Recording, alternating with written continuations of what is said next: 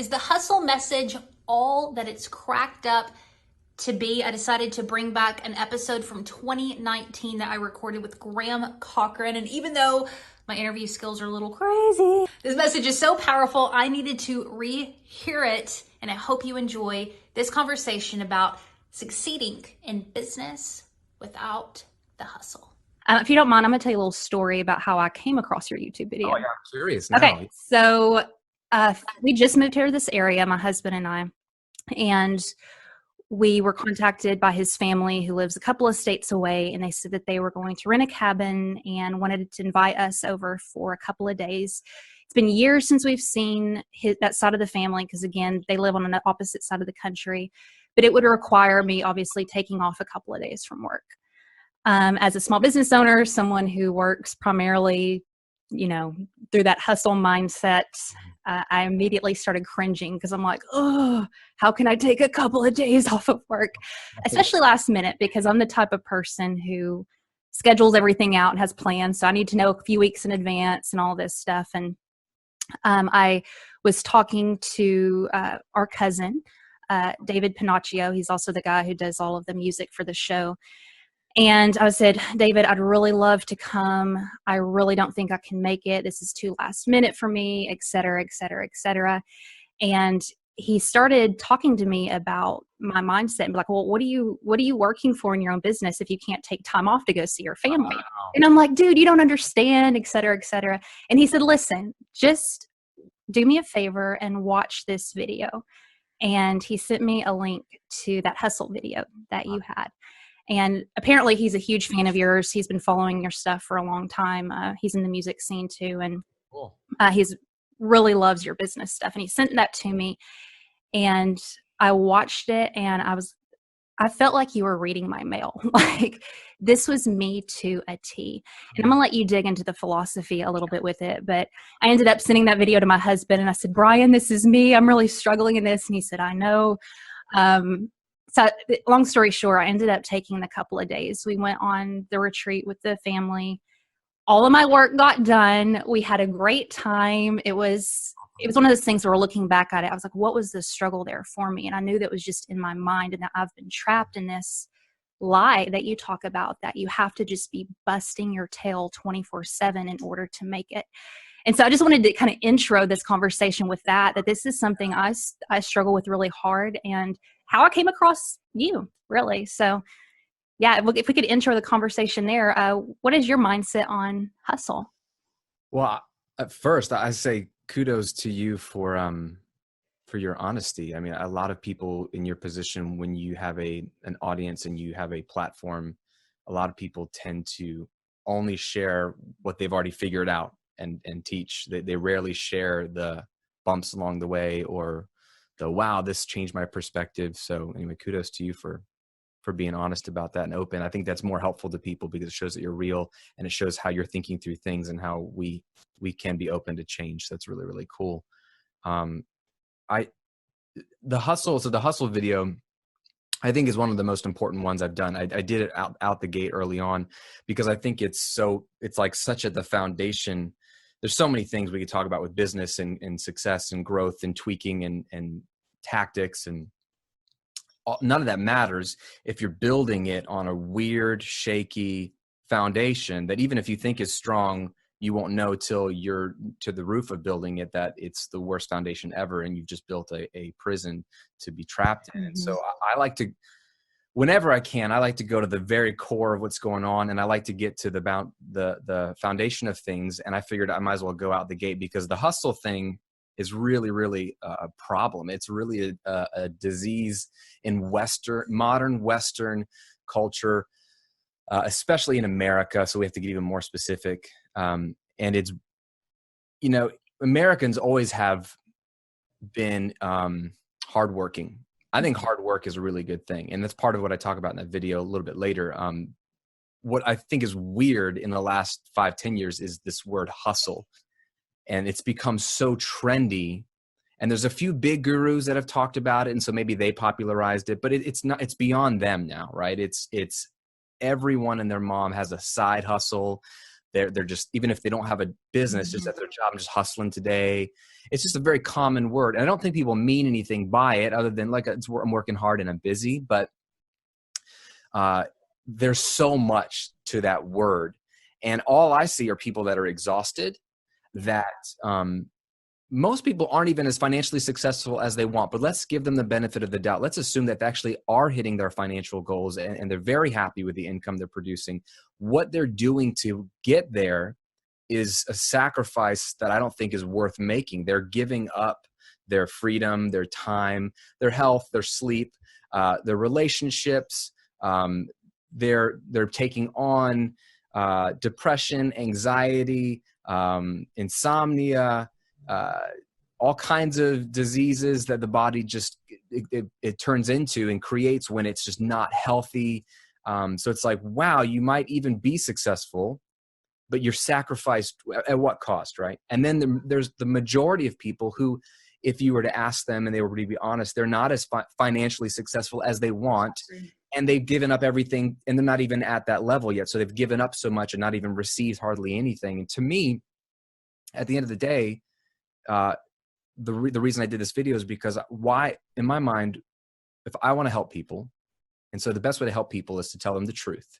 Now, the truth doesn't feel good all the time, but it's the best thing for people usually. And so in my mind, why help somebody grow a business? Why I'm going to put out content teaching them how to make more money, get more customers, convert more people, all this stuff, if the core of them is still, I'm just going to fill every crack of time with my business, and then I'm helping them build a bigger, shinier, more profitable prison to live their life in, where they're going to be distant from their family.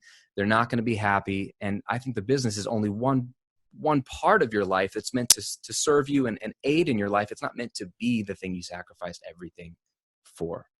I love that. Talk to me a little bit about Parkinson's law. What is that? So Parkinson's law is that phenomenon that technically it states, you can use Wikipedia, it states that work expands to fill the time allotted or given for its completion. And it's just the principle that you observe in nature, that however much time you give something, the work fills that time. It expands, right? Every crack, every nook and cranny. And so you can see it as far back as like when you had to write a term paper for college. And if you were given a month to turn in this big paper, it takes you a month, you know? That's the truth. But if you had a gun to your head and then the professor said, you got to turn this in 24 hours, you would find a way to turn in a pretty decent paper. It actually might be just as good as the one that took you a month. And there's something about that that's just an observation. And then what Tim Ferriss does in his book, The 4-Hour Workweek, he's the first person I heard explain how to use Parkinson's law in a way that was very helpful and insightful. Is like, if this is true, that if you give yourself a week to do something, it'll take a week. But if you only give yourself a day, you'll get it done in a day somehow. How can we reverse engineer that? And how can we use that to our advantage in life? It can be used for any person in life, but it's great for business owners because there's an unending amount of work to do. You could always improve something. So if you want to have a business where you also have a life where you can take 2 or 3 days off, or you can, get off work early and go pick up your kids from school, or if you just want to take Fridays off, all of which I do, then you just have to make a decision to give yourself less time to do the same amount of work that everyone else has given themselves 6-7 days to do. You just say, no, I'm going to do it in less time. And it creates focus.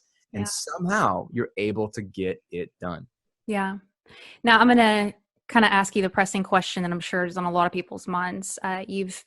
And if you don't mind, I'd like to hear a little bit too about how you built your business. But you're at a point right now in your life where you've created some success. And so it might be easy to say, well, yeah, that's easy for him to say. He has this momentum. He has X amount of dollars coming in. He can take Fridays off, or he can, work less hours. What about those who are just starting off and they have to pay the bills and they're worried about where this money's coming in? How do you kind of balance that, where you need to work really hard and hustle, or whatever word you want to use, but also to not fall into that trap like you're talking about?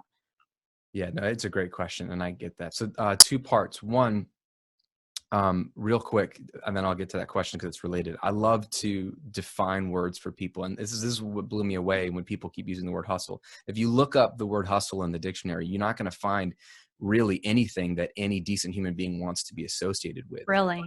I mean, the definition that Webster Dictionary gives says things like it's taking things by force. It's doing things that are like lewd and under the law. It talks about prostitution is another word for hustling. Everything in the definition of hustle is like negative. And it was that way. It was a word. To hustle is to swindle, to trick somebody, to do business basically by forcing someone to do business with you or to do like really shady stuff. That's what the word actually means.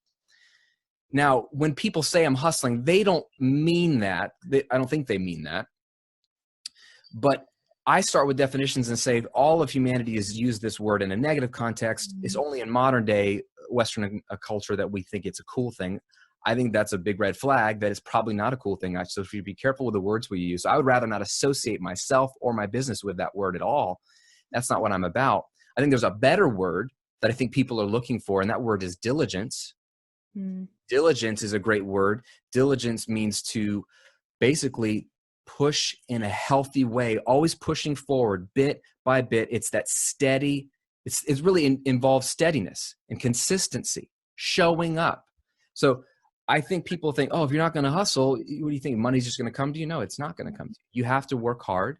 You have to be diligent, which is that ability to show up and get the right stuff done. I think hustle is also laziness in the sense that, because hustle is really workaholism. The way we define hustle is workaholism in disguise. No one likes to use that word, but that's all it is. It's the just grind or die. You know, the memes say, I'd rather hustle 24/7 than slave 9 to 5. If you really unpack that, that's just so strange.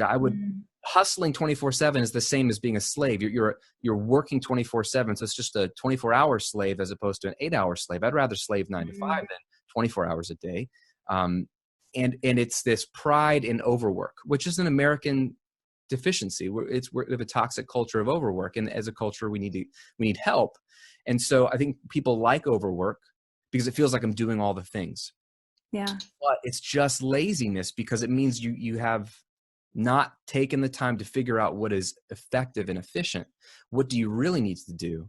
And that takes more thought and work, and it's easier just to keep yourself busy and do all the things and with indiscriminate thinking and, you know, Facebook ads and social media and more emails and convert this and change the font on my website and all this stuff feels good.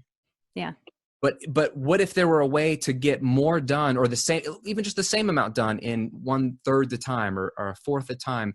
Wouldn't you want to do that? But I don't know if we would because we're a little addicted to work. So there's that preface, the way I view things. And then that leads into your question of, well, don't you have to hustle at the beginning? Yeah. And I think that's just a choice. I personally, when I started this business, it was out of necessity. I lost a job in the recession in 2009, and we had just moved to Florida. We had just bought our first house, had our first baby, and then I lost my job and didn't know anybody. And it was just the worst time to be in that position. No one was hiring. I was either overqualified for a job that they, you know, or there weren't enough jobs. Everything was falling apart. And it was in that culture that I started blogging about recording and mixing, which is what I've done for freelance for years. And I didn't know what I was going to do with it. I didn't know if you could even monetize it. But in that culture, I was trying to start this thing. And at the same time, we were planning a church, helping my friends start a church. And I was volunteering as the worship guy to play music. And so most of my Saturdays were like taken up by driving to the storage unit, taking all the band equipment out, going to the rehearsal space, setting up the equipment, practicing, taking it back. I would get home like at 2 p.m. on a Saturday and be exhausted. And then we do the same thing on Sundays, only for the actual church service, that I didn't even have a full day off because I'd work 5 days and then I would do the church thing. And I had an older, wiser gentleman sit me down and say, Graham, you have to have at least 1 day off. A, it's a biblical mandate if you're a Christian, but B, it's just a good idea to have a day with your family. And so he's like, you're probably just gonna have to take Fridays off. And so me back then, before I understood the power of, Pareto's principle that you can do a lot in a little, and Parkinson's law. I was like, bro, I'm not even making money yet in 5 days a week. How am I going to get ahead in 4 days a week? But the cost, I needed my family life to be healthy too. So I made that decision on day one when I was making zero. And it's been that way ever since. I don't work Fridays, never have, ever since I started this business. And it's amazing how somehow I've just had to grow the business in 4 days a week. And now it's gotten easier and easier. So yeah, it took me all 32 hours of 4 8-hour days. Now what it takes me to run my main first business only takes 5 hours a week of work. So it has gotten easier. Like you said, it's scalable. Mm-hmm. But I had to make a decision, I guess was the point, to put a boundary in place from day one when it seemed impossible. And I was thinking about this too, and then I'll shut my mouth, but it's almost like if you talk to people about generosity with their finances, a lot of people say, I would love to be able to give money to charities I really believe in, or I'd love to be able to tithe to my church, or I'd love to be able to be generous. And I think people like that and want to do that, but they say, I just don't make enough money right now, or things are tight, or I have debt. When I make more money, then I will be generous, is what we tend to say. That seems logical to us, but it just doesn't track out statistically. The people that don't give with a little aren't going to give when they make more. It gets harder to give money away the more you have. It's weird. So if you wanted to be a giver, let's say, and be very philanthropic, you need to start when you're not making a lot of money and build it into a habit. And somehow you'll still be fine with yourself, but then you build that in at the beginning when it's small. Man. So let me just make sure I heard you correctly. You said that you set boundaries up in your business before you reached the success level you're at right now.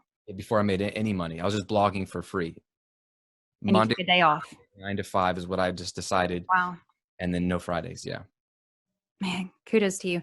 One more question before our final question. Sound like a pastor. One more question before our final.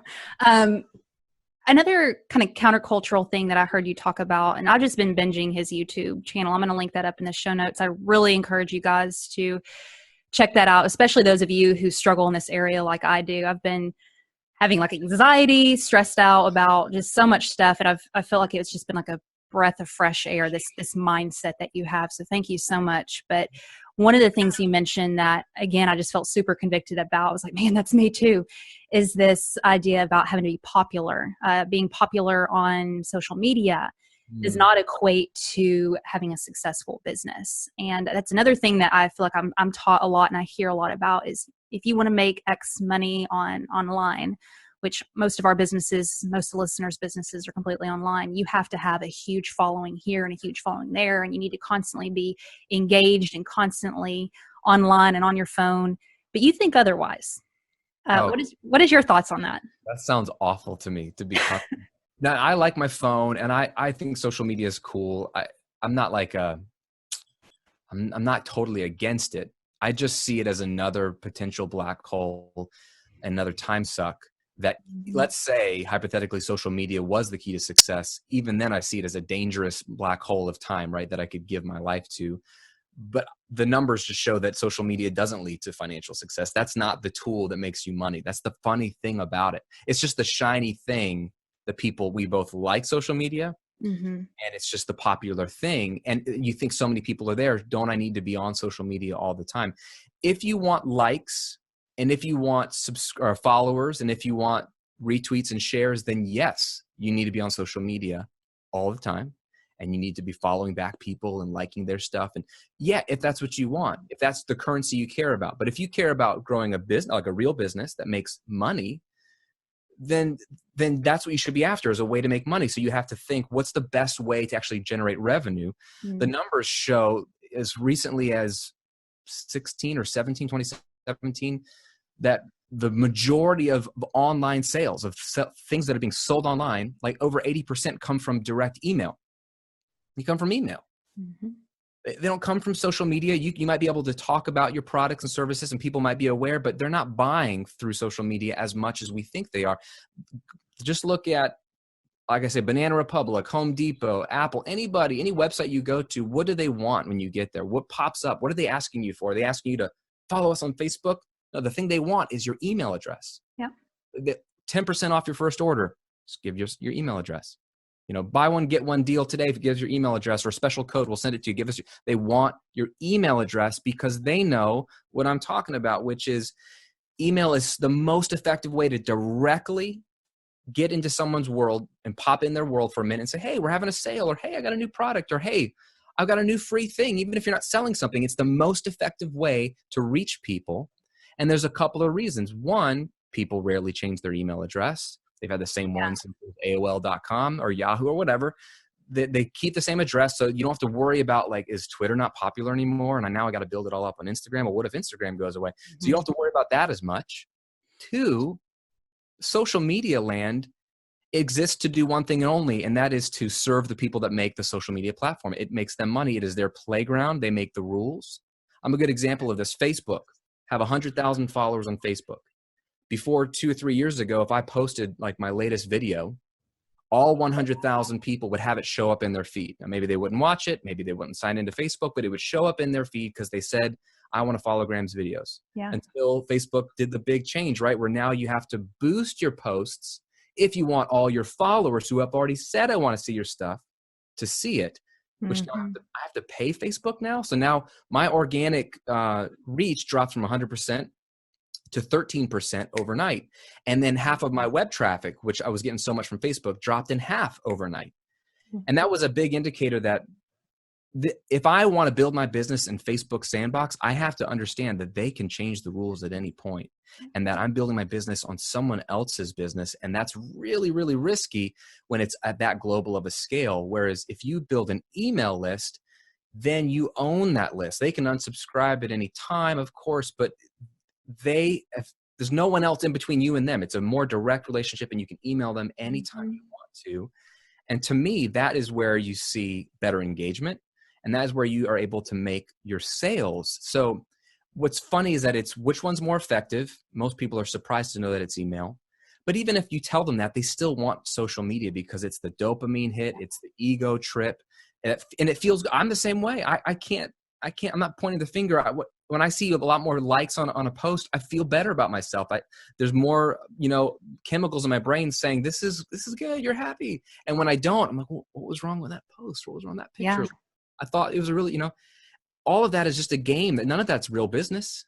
Now we can use social media for our businesses, but just know that it's not the core of what's going to drive your business. Does that make sense? No, it makes total sense. When I heard you say that on your YouTube, it's like, man, there's something else I need to work on, because I'll admit completely. And that's what's with your content, I think, is so interesting, is you have these statements and this philosophy, but you really have to dig into some harder questions that you have to ask yourself I won't open this whole can of worms, but about where am I seeking validation? Where am I seeking my value and my worth? And where is that coming from? I may be saying it's coming from this source, but is it coming from the internet and my business and my money, the money I'm making and all that? And again, that's probably another podcast episode, but those are the questions that are coming up in my mind when I'm listening to your content a lot deeper about, am I valuing what I say I'm valuing? Am I putting number one what I say I'm putting number one? And the answer has been no. And I've really been having to ask myself some hard questions and set some stronger boundaries. And I want to encourage you guys who are listening, nobody is immune to this. This is a very, very hard topic, especially when you have a deep desire to build something and to impact people's lives. But and I want to just echo everything you just said. I don't ever want to give the impression that I don't struggle with those things. Sure, in fact, I did a video, and if you go watch it, there's a chart that I put together. I decided to make a chart of a little bit of the history of my business, Graham's income, and it was one line, and then Graham's overall happiness as another years. And because I got to a point in 2016, no, it was before 2015 for sure. 2015 was like the beginning of this really sweet peak season where I was making more money than I ever thought was possible for like a musician, right? Like I knew I was going to make no money as a musician. And so my happiness was going up every year as I made $60,000 from home on my blog. This is super happy. I made 6 figures. oh my gosh, we can buy a new minivan, cash. This is amazing. I feel my happiness is going up. And you think it's going to keep going up. I thought it would. And it's not supposed to, because the wiser older people in the Bible and things tell you it doesn't work that way, but you think it will in the moment. And then it kept going up and up and up. And my happiness did track up for a while. And then I remember 2015, and I put it in the graph. I think that was the year where I was making the most money I'd ever made in my life. And my happiness started to flatline. And then in 2016, was a really rough year for me personally. My income went up again and my happiness went down. I had depression in 2016. I was unsatisfied. I was entitled. I was confused as to why I wasn't as happy as I was before. The high had worn off, and all of that revealed what you just said, that I was finding my identity, my happiness in this business. Because it was an amazing thing. It is an amazing story. It's such a testament to God's grace and all the things he's taught me. And I thought it would always satisfy me. And then I realized, whoa, it's just a business. Now it's important. I feel like it's my calling. I'm meant to do this and share and teach. That's why I started this other brand where I'm making free YouTube videos. I don't need to make these videos. I could just ride the other business train, but I feel called to do this. But I'm realizing, Graham, this isn't where your identity comes from. So don't be obsessed with it. Be diligent, like we talked about, work hard at it, but bro, don't get wrapped up in it, because it will take you down when sales go down, followers go down, the YouTube changes their algorithm and everything goes down, or whatever you base your business off of. You get injured in such a way that you can't continue to do the work. There's so many possibilities for depression and your life to come crumbling down if you attach it so closely to this business. So I'm not immune to it. As I'm learning it, I'm realizing the danger that's there. And I'm like, whoa, if this is affecting me, it's got to affect people who think once I make six figures, I'll be so happy. Yeah. Maybe it won't. So maybe we need to just make sure that you're running a healthy business that you can sustain for decades, but not like crash and burn, Yeah, I love that. Forgive me, it's a little bit passed over, and I have one more question for you. But before we get with that, you have a podcast, the free podcast that you were giving away to viewers. So what is that, and where can people find it? Absolutely. A lot of people I talk to, they like the idea of starting a business, or they want to make a change in their work and they just don't know where to start. If they're like me, they weren't entrepreneurial and they didn't go to business school, and they don't even know, like, how does it work? How do you monetize it? How do I do work that I really love to do? And how do I get paid for it? And so I put together a training. It's like a 45-minute downloadable audio training called How to Get Paid to Do What You Love. And I go over 3 steps to pivot from where you are now to monetizing your ideas, monetizing your expertise, your passions. Because it's not all about just following your passion. A lot of my passions people don't want to pay for. I love eating pizza. I love watching football, but no one's paying me to do those things. So it can't just be follow your passion. So how does that work, and how do you begin from nothing? And so it's a simple sort of like entry point to, like, these are the 3 most important things to start, and it'll get you thinking. And it's all at the website at grahamcochrane.com. And that will be linked in the show notes. And so definitely check that out. Our final question, and thank you for taking this last one, is, our audience is what I call unconventional leaders. I really want to empower those who have countercultural ideas and calling on their life to do something that goes a little bit against the grain and outside the box, because I really believe those are some of the most powerful leaders, or those who are willing to make a stand for something that they believe in and kind of go against culture, like what you're doing. And when you get to a certain point, people will sing your praises and be like, oh, that's awesome, that's great. But usually when you look at people who have made it, or famous people, and you read their story at the very beginning, they got a lot of crap and people hated them and it didn't work for a long time. So if you were speaking to a group of people who are kind of in that space where they feel called to do something greater, their counterculture and their message and what they want to do, and yet they haven't got that validation yet that they're on the right path and that this is working, and they question themselves over and over and over again, do you have any advice that you could give them? Oh man, it's so hard. For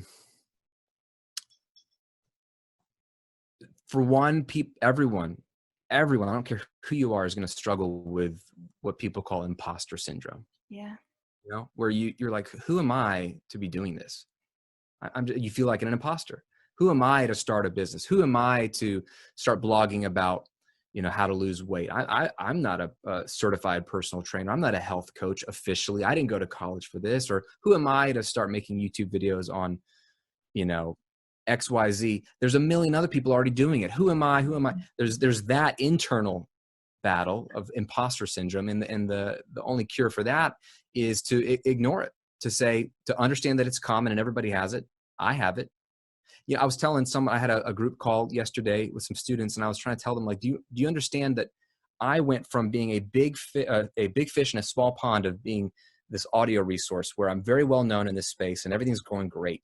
I went from that big fish, small pond in a little niche to then jumping over to the business space as a business coach publicly, where I'm a tiny fish in a massive pond that has existed for decades, even before the digital revolution and online gurus. There's so many great authors who've written so many great books, and I'm jumping into that pond. And why would I subject myself to that? But when I did subject myself to that, don't you think that I'm struggling with the exact same thing that I did 9 years ago when I started Recording Revolution? I feel like, who am I? And some days I'm feeling good. I'm like, because I know the video's good. This will really help people. But then the next day I'm like, what if I get critics? Because I get critics all the time in the other blog. I get people every day telling me I'm an idiot, or they don't like my hair or my V-neck t-shirt or whatever. And now I'm talking about bigger things, about people making money and how they should run their businesses. It's not just a hobby I'm talking about anymore. This is about people's lives. I'm telling them that hustling is a bad idea. I'm telling them that their social media obsession is just ego. I mean, I'm telling people things that they may not want to hear. And so I feel that. So I would say acknowledge that everyone feels it. Yeah. Ignore it. And then surround yourself with a couple of people. I was telling somebody this yesterday, and this is important. If everyone that you love and that you are close to, that you trust and care about the most, like your real close family and friends, if everyone around you is telling you that you're crazy, it is worth considering that maybe you are crazy. I don't believe in the just don't care what anybody says, I'm going to go do my thing, because you should care what the people who love you, know you best think, at least to hear them out. Maybe there's something there. But let's say that they understand your situation and they believe in you and they're like, look, I know this might not work. I know it's crazy, but it seems to make sense and we back you. Surround yourself with a couple of those people if they do support you, and just ask them to check in with you to make sure that you're not going crazy, to say, hey, how are you doing, Graham? Or, remember, it's going to be hard and nobody knows who you are and it's not working yet, but we believe that this is a good idea and you're going to try it for a while. So we support you. You can do this. Have some of those people around you, or even better, have other entrepreneurs who know exactly how you feel. Get attached to some of them, get a mentor, get somebody who can at least empathize with you. Empathy is so helpful when you feel like you're a crazy person. When I'm not the only one who feels this. And none of us, and I'll end here, none of us know what the heck we're doing. Amen. We don't know what we're doing. So we do the best we can, and we're insecure all the way, but that doesn't mean we can't do a lot of good, help a lot of people, and make an impact in this world. That's it.